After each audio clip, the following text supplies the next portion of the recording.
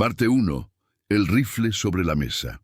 El rifle yacía desmontado sobre el banco de trabajo de acero en la Manufacture d'Armes de Saint-Étienne.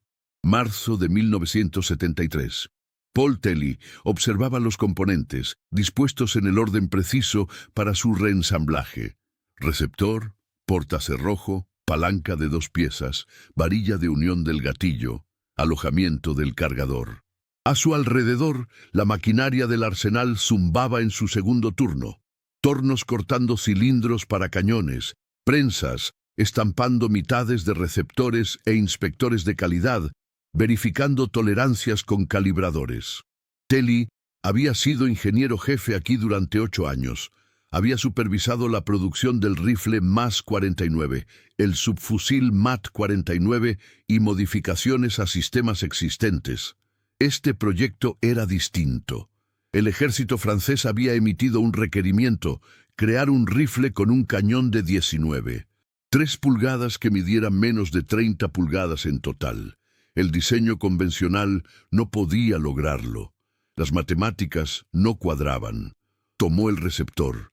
En un rifle tradicional, este componente se ubicaba delante del gatillo. El cañón se acoplaba a su extremo frontal y la culata a su parte trasera. Todo el mecanismo de disparo ocupaba el espacio entre las manos y el hombro del usuario.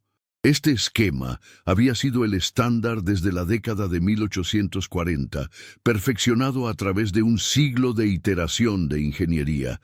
Telly lo había invertido.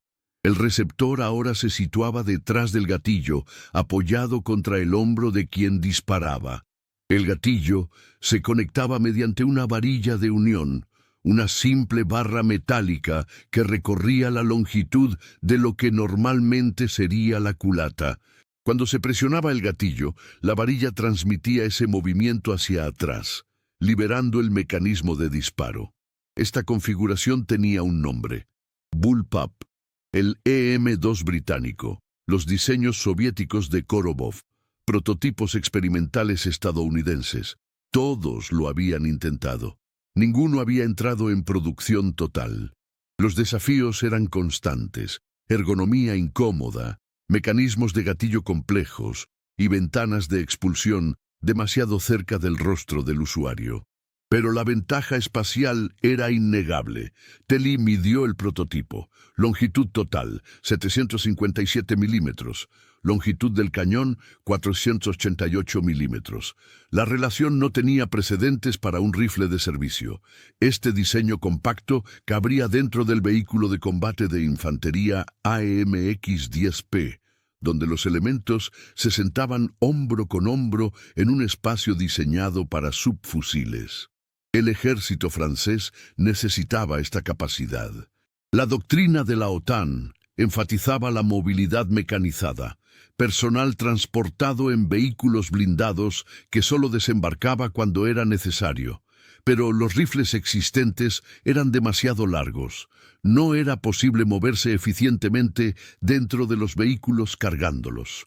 No se podía apuntar por las troneras. No era posible realizar una transición rápida del transporte al combate.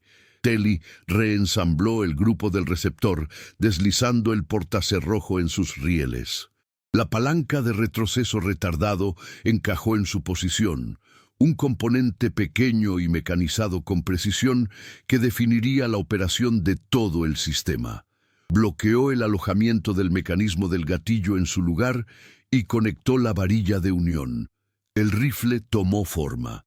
En 3 semanas realizaría sus primeras pruebas de funcionamiento en el campo de tiro del arsenal. En 5 años entraría en producción. En 7 años, la infantería francesa lo portaría por las calles de Beirut, a través de los desiertos de Chad y en las selvas de la Guayana francesa. Pero en esta tarde de marzo solo existía como un conjunto de piezas mecanizadas, una solución geométrica a un problema de espacio. Si historias como esta te ayudan a ver cómo la ingeniería dio forma a la historia silenciosamente, cuéntanos en los comentarios qué te ha sorprendido hasta ahora y quédate con nosotros para el siguiente capítulo. Parte 2. La restricción Poltelli había recibido el documento de especificaciones en octubre de 1971. La Dirección Technique des Armements Terrestres, la Dirección Técnica del Ejército, había sido explícita. Longitud total máxima, 750 milímetros. Longitud mínima del cañón, 480 milímetros. Calibre, 5.5645 mm OTAN. Cadencia de disparo, 901.000 disparos por minuto. Peso, menos de 4 kilogramos con carga. El requerimiento del cañón no era negociable. Los estudios de balística terminal mostraban que los proyectiles de 5.56 mm necesitaban al menos 480 milímetros para lograr una velocidad estable. Los cañones más cortos creaban un fogonazo excesivo, reducían la precisión y no lograban fragmentarse al impacto según lo diseñado. La efectividad del cartucho dependía de esa longitud. El requisito de longitud total era igual de rígido. Las dimensiones interiores del AMX-10P medían 2.1 metros desde el asiento delantero hasta la rampa trasera. 8 elementos se sentaban en 2 filas, 4 por lado. Si cada uno portara un rifle de 900 milímetros, la longitud estándar del antecesor del FAMAS, el MAS 4956, chocarían sus herramientas con cada movimiento. La eficiencia del interior del vehículo caería un 30%. Tellier había calculado las matemáticas repetidamente. Un diseño de rifle tradicional requería aproximadamente 200 milímetros delante de la recámara para el acople del cañón y la mira delantera, 150 milímetros detrás de la recámara para el recorrido del portacerrojo y 200 milímetros más atrás para la culata. Total, 550 milímetros de longitud fuera del cañón. Al sumar un cañón de 480 milímetros, la longitud mínima posible era de 1130 milímetros. La especificación exigía 750. La única solución era eliminar el espacio vacío. En una configuración bullpup, la culata se convertía en el receptor. El espacio detrás de la recámara ocupaba el mismo volumen que el espacio detrás de la mano que accionaba el gatillo. El recorrido del portacerrojo ocurría dentro de lo que tradicionalmente sería espacio muerto. Esto recuperaba aproximadamente 200 milímetros, pero los diseños bullpup presentaban problemas inherentes. El EM-2 británico había sido descartado en 1951, en parte porque los usuarios encontraban su equilibrio poco natural. La sensación del gatillo se describía como larga y errática. La varilla de unión introducía una flexión que degradaba la precisión. La proximidad de la ventana de expulsión significaba que los casquillos de latón calientes salían a centímetros de la mejilla del tirador. Para personas zurdas, esto hacía que la herramienta fuera casi inutilizable. Tellier abordó cada problema sistemáticamente. La unión del gatillo requería una varilla rígida con una holgura mínima en sus canales guía. Especificó un diámetro de 4 milímetros con una tolerancia de rectitud de 0.05 milímetros por cada 100 milímetros. La varilla sería de acero endurecido, rectificada después del tratamiento térmico. El mecanismo del gatillo en sí sería un diseño de 2 etapas, estándar militar, pero con distancias de enganche más cortas para compensar la longitud de la unión. El problema de la ventana de expulsión era más complejo. La mayoría de los bullpups expulsaban directamente hacia un lado. El FAMAS expulsaría hacia adelante en un ángulo de 30 grados, utilizando un deflector integrado en el portacerrojo. Esto requería una sincronización precisa. El casquillo debía despejar la ventana de expulsión antes de que el cerrojo comenzara su carrera de retorno. A 1000 disparos por minuto, esa ventana de tiempo medía 0.06 segundos. El sistema de retroceso retardado se convirtió en la solución para múltiples problemas simultáneamente. Al controlar el recorrido hacia atrás del cerrojo, regulaba la sincronización de la expulsión, reducía el retroceso percibido y mantenía una alta cadencia de disparo. El brazo de la palanca que creaba el retraso medía 60 milímetros de largo y pivotaba sobre un pasador endurecido. Cuando el cerrojo se movía hacia atrás, contactaba la palanca en una desventaja mecánica. La geometría de la palanca obligaba al cerrojo a recorrer 12 milímetros antes de que la palanca pivotara completamente y lo liberara. Telly construyó el primer prototipo funcional en enero de 1972. Realizó 6 disparos antes de que la varilla de unión del gatillo se doblara. Reemplazó la varilla por una versión más gruesa.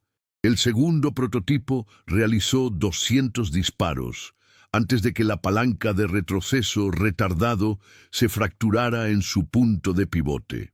Rediseñó la palanca con un pasador de pivote más grande y aplicó tratamiento térmico a todo el componente hasta alcanzar una dureza Rockwell 58. El tercer prototipo realizó 2000 disparos sin fallas. En abril de 1972, la Direction Technique autorizó el desarrollo total. La especificación había sido imposible.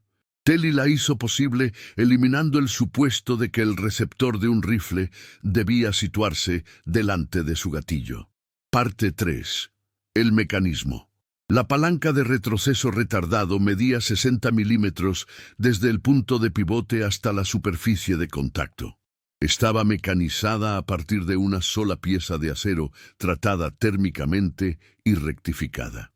En el rifle ensamblado se situaba en un ángulo de 35 grados, posicionada para que el movimiento hacia atrás del portacerrojo la golpeara en una desventaja mecánica. Cuando un cartucho se activa, el proyectil acelera por el cañón mientras la presión en la recámara alcanza un pico de aproximadamente 3.800 bares, 54.000 libras por pulgada cuadrada. Esta presión empuja en todas direcciones, hacia adelante contra el proyectil, hacia afuera contra las paredes de la recámara y hacia atrás contra la cara del cerrojo. En el FAMAS, esa fuerza hacia atrás comenzaba a empujar el portacerrojo en el momento en que ocurría la ignición. Pero el cerrojo no podía moverse libremente.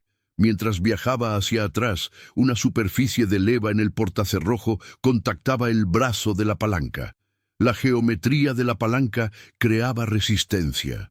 El cerrojo tenía que empujar la palanca a través de su arco de rotación, aproximadamente 15 grados, antes de que la palanca se despejara y permitiera que el cerrojo continuara.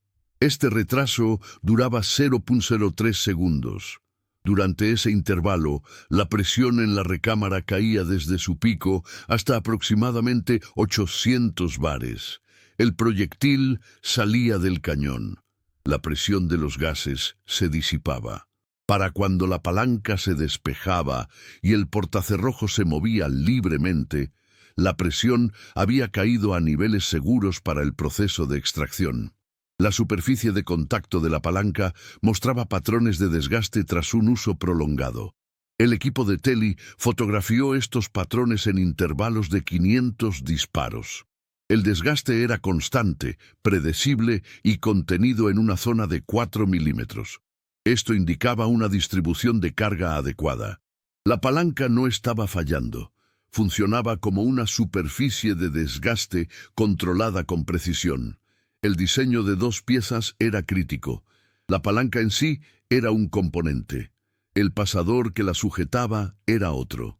Si la palanca llegaba a fallar, fracturarse, doblarse o romperse, el pasador permanecería intacto, el portacerrojo se detendría.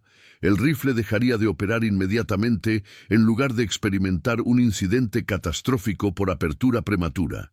Este era un comportamiento de seguridad fallida diseñado por ingeniería. Las pruebas en el campo de Bourges verificaron el sistema bajo condiciones extremas. Herramientas congeladas a 35 °C, unidades calentadas a 70 °C y operadas de inmediato. Equipos sumergidos en arena, lodo y agua salada. El sistema de palanca continuó funcionando. La sincronización del retraso se mantuvo constante con un margen de 0.05 segundos a través de los rangos de temperatura. Esta precisión no era accidental. Era el resultado de la selección de materiales, especificaciones de tratamiento térmico y tolerancias dimensionales mantenidas a 0.02 milímetros. La cadencia de disparo, 1000 rondas por minuto, era una consecuencia directa del diseño de la palanca. Al controlar el movimiento del cerrojo mediante un retraso mecánico en lugar de operación por gas, el sistema eliminaba varios pasos que consumían tiempo. No había tubo de gas que llenar, ni pistón que recorriera una distancia, ni cerrojo rotativo que desbloquear. La palanca pivotaba, el cerrojo se movía y el ciclo se completaba. Cada ciclo tomaba 0.06 segundos.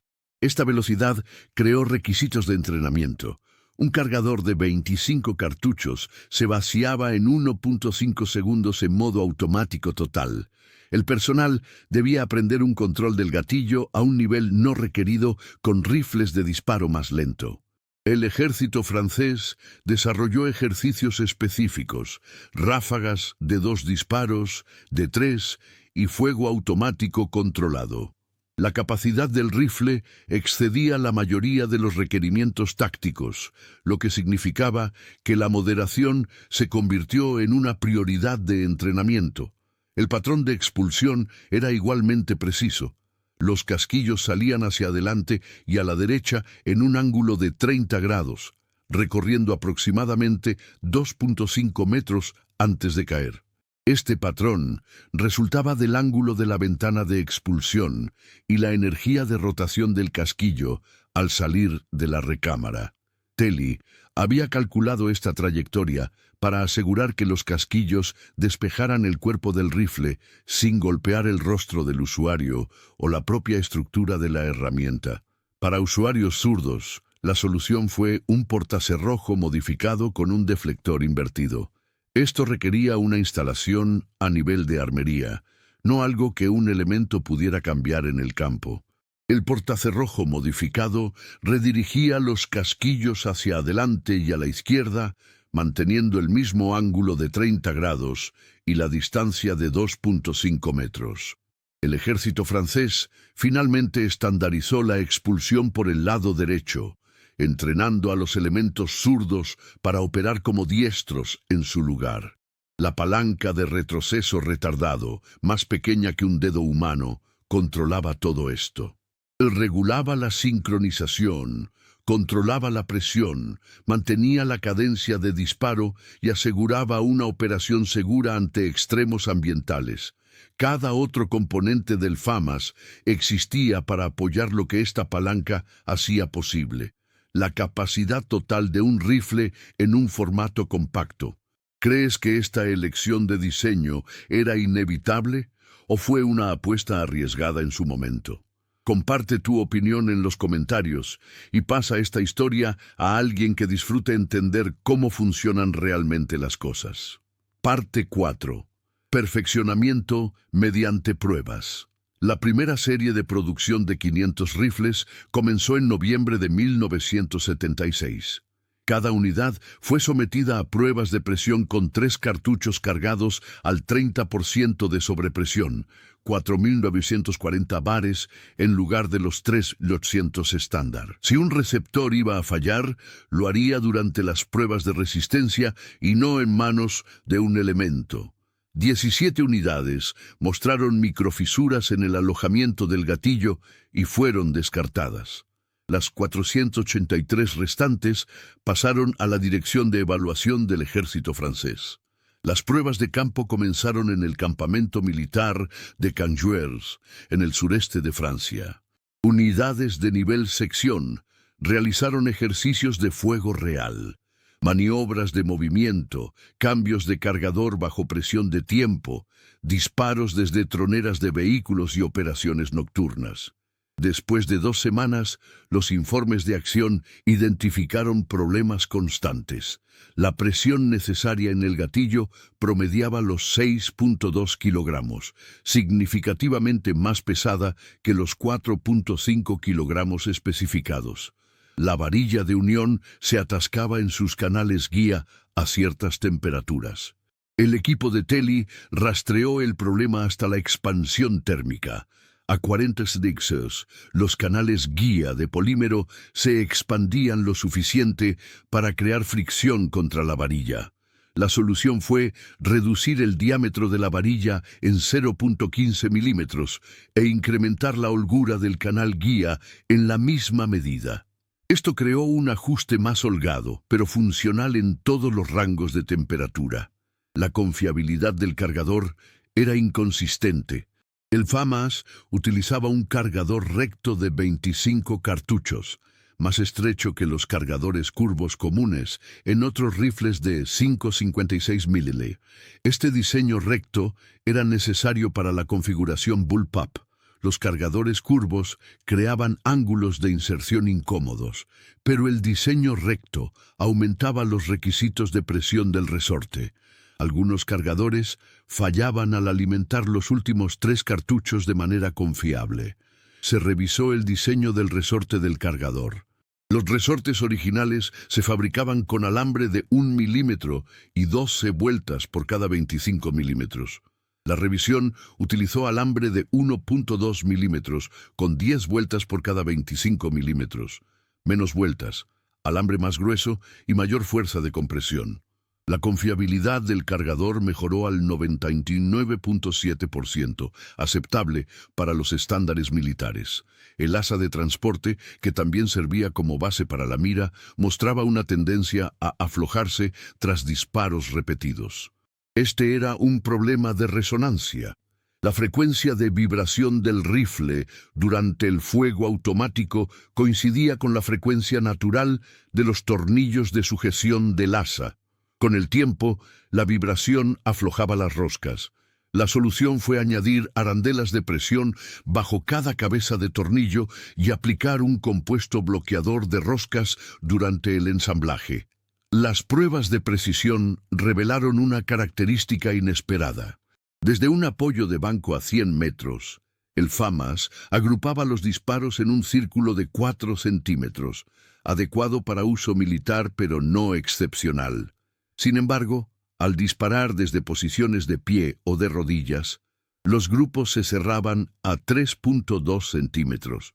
Este resultado contraintuitivo ocurría porque la distribución de peso hacia atrás del rifle reducía el efecto del movimiento inducido por el tirador. El equilibrio de la herramienta compensaba la inestabilidad humana. El bípode, integrado en el guardamanos, creaba interferencias con ciertos portacargadores. El personal que usaba el equipo de carga estándar del ejército francés encontraba que las patas plegadas del bípode se enganchaban en las solapas de los portacargadores durante las recargas rápidas. Esto no era un defecto del rifle, sino un problema de compatibilidad de equipo.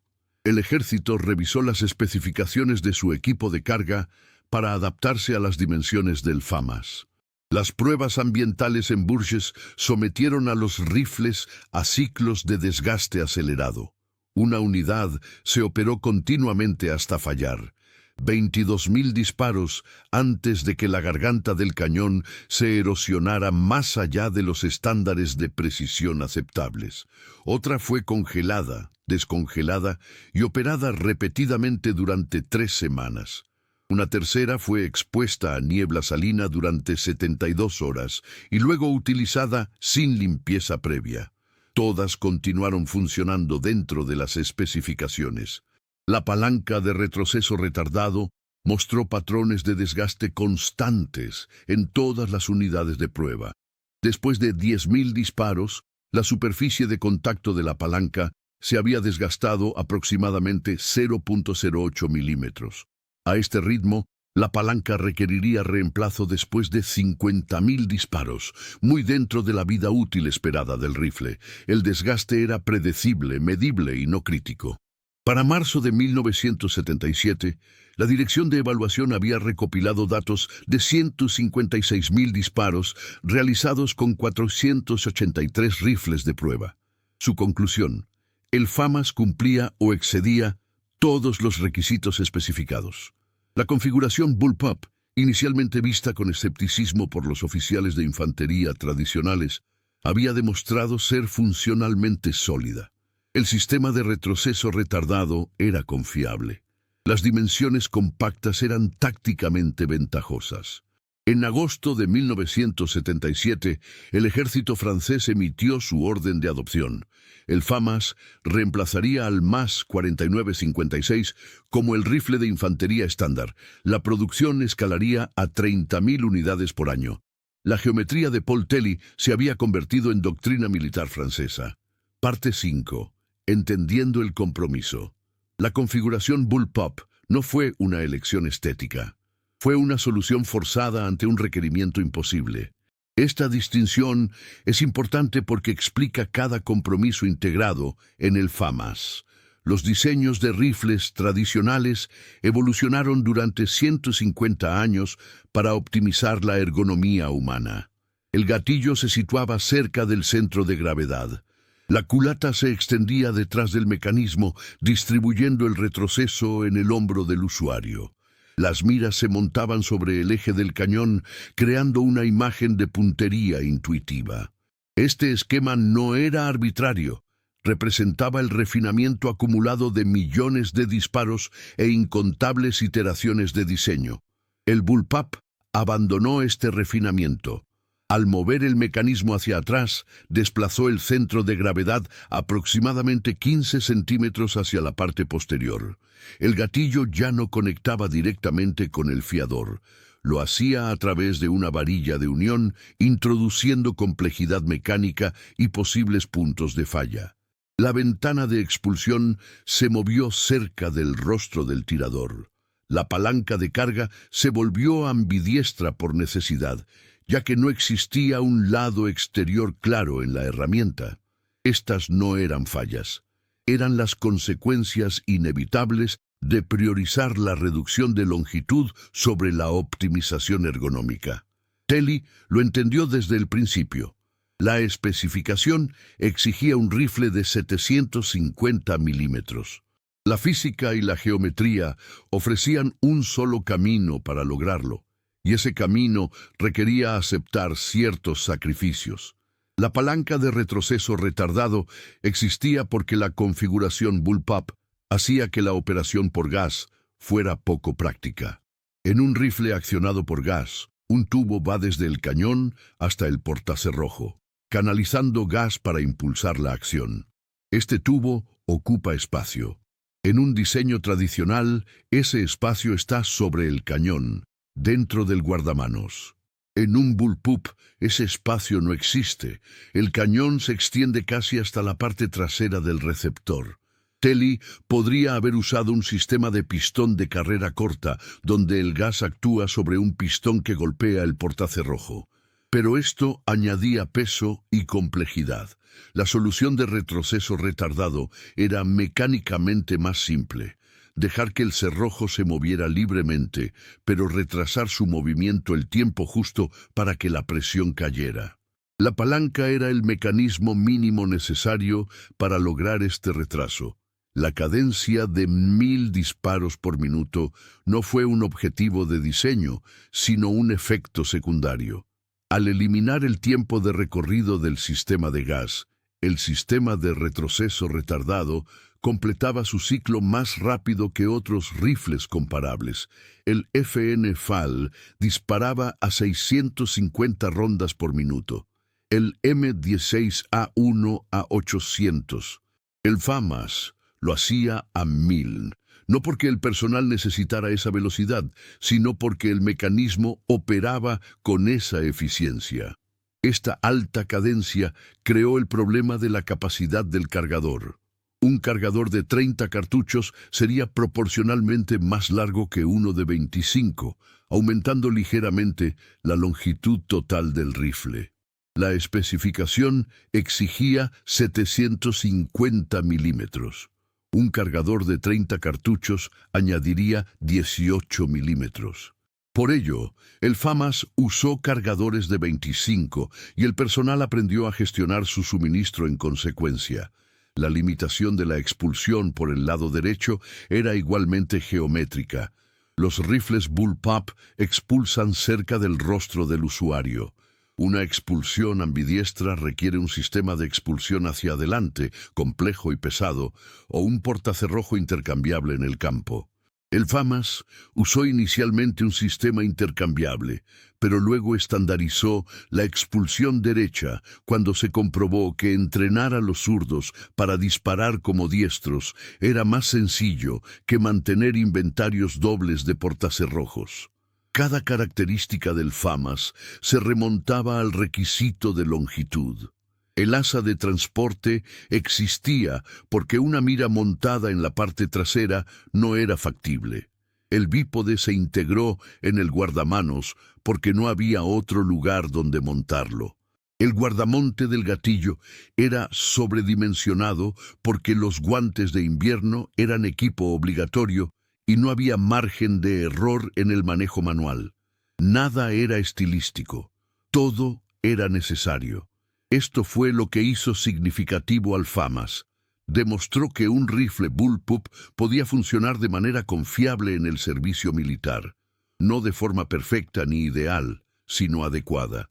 El SA-80 británico, el AUG austriaco, el Tabor israelí, todos se beneficiaron de las lecciones que el FAMAS dejó claras. Las configuraciones Bullpup eran viables, los compromisos eran aceptables.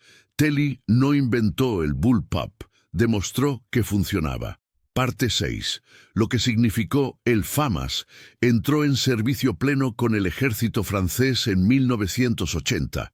Durante las siguientes 3 décadas se fabricaron aproximadamente 400.000 unidades. Sirvieron en Líbano, Chad, la Guayana Francesa, los Balcanes y Afganistán. Paracaidistas franceses los portaron. Soldados de la Legión extranjera se calificaron con ellos. Comandos navales los usaron en operaciones marítimas. La longitud compacta del rifle demostró ser su principal ventaja.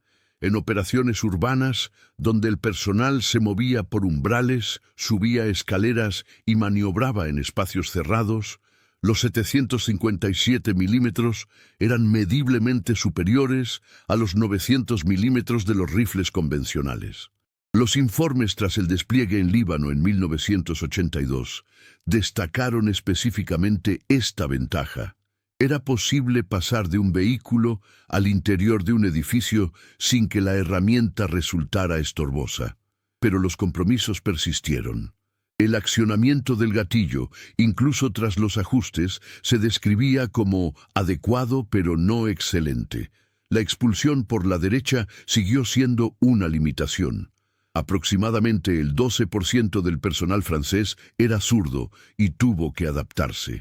La capacidad de 25 cartuchos era suficiente pero no generosa.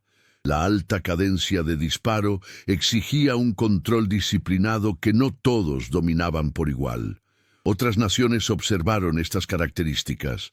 Austria desarrolló el Steyr AUG con un diseño modular que abordaba algunas de las limitaciones del FAMAS. Israel creó el Tabor con un radio de mira más largo y ergonomía mejorada. Gran Bretaña adoptó el SA-80, aunque las primeras versiones tuvieron problemas significativos de confiabilidad. Cada diseño incorporó lecciones del historial de servicio del FAMAS, evidencia de que el concepto Bullpup era viable y de dónde podía mejorarse. El sistema de retroceso retardado, el mecanismo definitorio del FAMAS, no se propagó a otros diseños. La mayoría de los Bullpups posteriores utilizaron operación por gas o pistones de carrera corta. Esto no se debió a que el sistema de retroceso retardado fuera defectuoso. Funcionó de manera confiable durante 3 décadas. Más bien, fue porque otros diseñadores priorizaron características distintas. Los sistemas de gas permitían cadencias de disparo ajustables. Los sistemas de pistón aislaban el portacerrojo de los residuos de la combustión. La simplicidad del retroceso retardado fue una ventaja para los requisitos específicos del FAMAS, pero no resultó óptima universalmente. Para el año 2010, el FAMAS mostraba su antigüedad. La vida útil del cañón promediaba 12.000 disparos, aceptable para ejércitos basados en conscripción con bajos volúmenes de entrenamiento, pero limitante para fuerzas profesionales con entrenamientos intensivos. El rifle no podía utilizar de forma confiable munición estándar de la OTAN de otras naciones. La recámara estaba optimizada para cartuchos de fabricación francesa, con dimensiones ligeramente distintas. La disponibilidad de piezas disminuyó al terminar la producción y el arsenal de Saint-Étienne se enfocó en otros proyectos.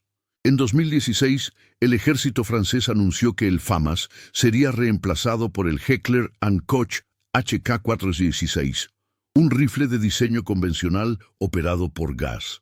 La razón oficial citó la disponibilidad de refacciones, compatibilidad de municiones y estandarización de accesorios.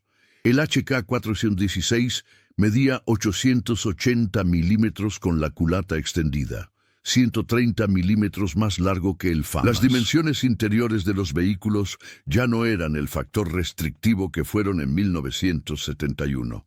La doctrina táctica había evolucionado. El FAMAS permaneció en servicio hasta 2020 y luego fue retirado gradualmente.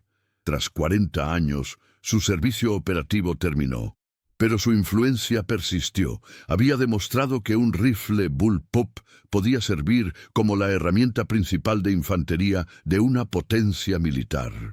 Probó que la longitud compacta podía pesar más que los compromisos ergonómicos en contextos tácticos específicos.